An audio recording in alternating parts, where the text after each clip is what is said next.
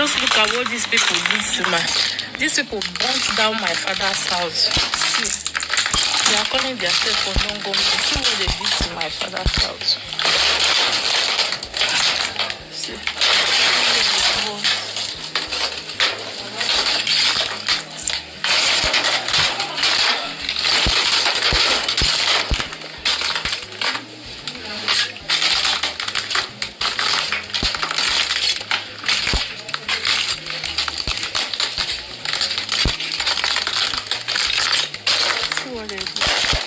My father's house.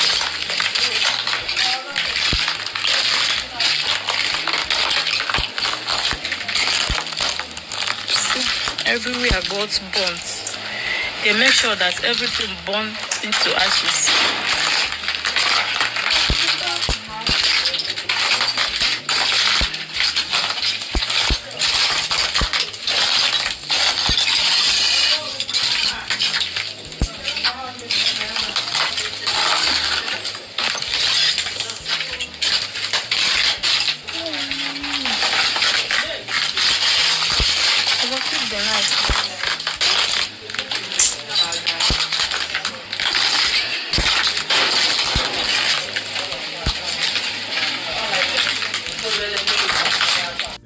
ụmụnne nne gị m ntị akwụfuru ihe mere na this video na onwe ife nchọ ịjụ gị ka ị gwa onwe gị eziokwu ịbụ onye Igbo mkpabụ m onye Igbo for this kind of thing ị na-afụ na video kịta kedu ndị anyị ji wee mara na Nigeria.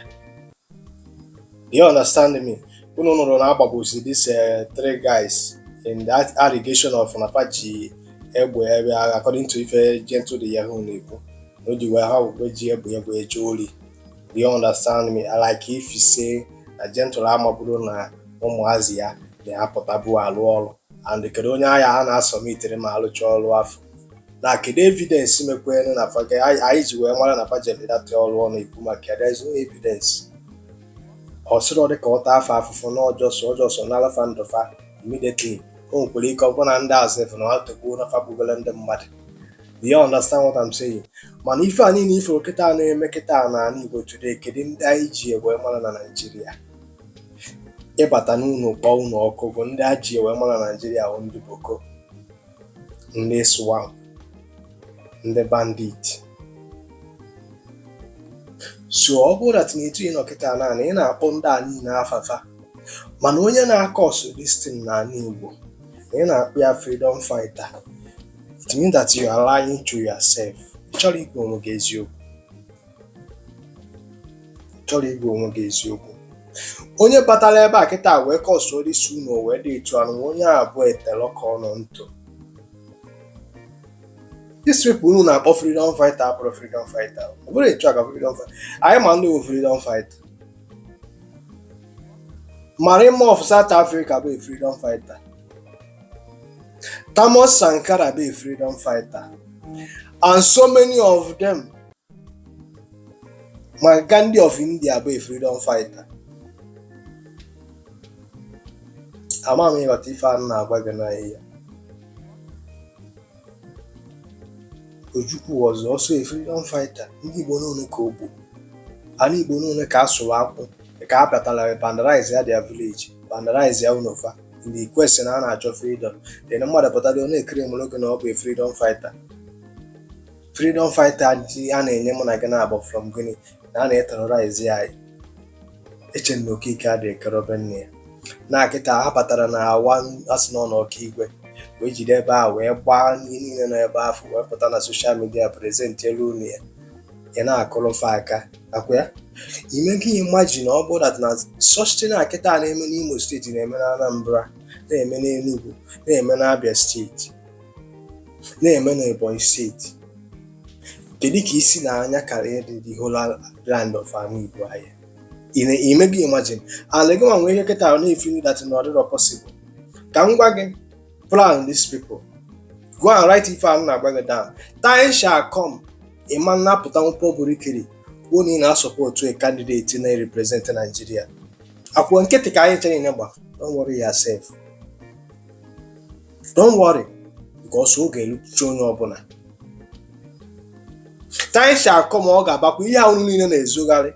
our content creators onye ọ na-agba ọsọ ikwu okwu because ime ekwu okwu abịa mee gị attack ma ọ bịa bụrụ gị like ụdị egwu afa na-eyigharị ndị mmadụ akpagharị ofu nwoke a na-anwụ na anwụ twice and unu gbuchaa anyị ncha niile it means that na Igbo ya awụrụ ndị zat na then ndị Fulani ahụ unu na-ekwuzi ya wee bata wee nwee n'ebe faya ahụ ọkụpa ube na anyị unu gbuchara anyị amara m ngwa ọgụ n'ọnụ ị nwere ike iji wee fezi ya bụ ndị Fulani ndị Arab na sponsor amara m na ị nwere ife dị ka o nwere bọmbụ ị nwere o nwere private o nwere jet eji anụ ọgụ ị debere n'ala Igbo ahịa ma ọ bụrụ na fa chọọ ịbịa krim land mụ na gị na-abụ mgbe ikpuchara anyị ncha niile. Do you understand me? Time shall come gị nwa bụ onye Igbo ga-abụ sef mmadụ asị na o nwere gọvanọship candidate na-apụta eme campaign gị nwa as an individual as a content creator amandụ bold enough si na candidate a ka ị na-support because ikwukwa anyị identify anyị na-support that candidate akpọ ụsabụ na gị nwa na so na ndị na-stop na Biafra anya abịa ka anyị ncha niile gba nkịtị mana ghọta tatara na onye ọbụla atịrị this kind of thing ị na-afụ na vidio ma gbaa ụlọ ọkụ batape mmadụ bụsisia niile nọ ebe ahụ kpọpụta ndị mmadụ kwụnye na kamera gbagbuo fa na kamera ndị anyị ji ife a wee mara bụ ndị Boko maọbụ ndị swap maọbụ ndị kere afịa banditri ọfa nwa ndị ugwu ebe onugwu ka anyị na-afụ ụdị ife apụ so onye ọbụla bidokwara this kind of activity na Igbo onye a bụrụgo terror ka ọ bụ onye a bụrụ freedom fighter otu ihe anywhere and the international community na-akpọ na watch ife a niile unu na-eme ife afọ ifuru ị na-ame na vidio gbanye vidio gbapụo mmadụ ife a adịgo recorded as act of terror. You're terrorizing your people. If you don't know it today. And egwu ị na-gị na media war maka ụmụaka na-aka akọ Biafra ịpụtara iburu egbe na-aka akọ Biafra mana ị na-agbagbu ndị mmadụ ọ dịka on record na anyị gị nwa na-eme ife afọ na egwu n'igogo na media ị nwere ọzọ nọ na media nwere ife ị ga-eji wee defend onwe gị because the article Nigerian government na-ede maka gị nwa confirm gwụrụ fanya ndị Igbo si n'ọrụ bụ mmadụ zuzubene claim ụba na ị na-azọ freedom chigị n'aka gị etu a ka anyị esi wee zọta ya freedom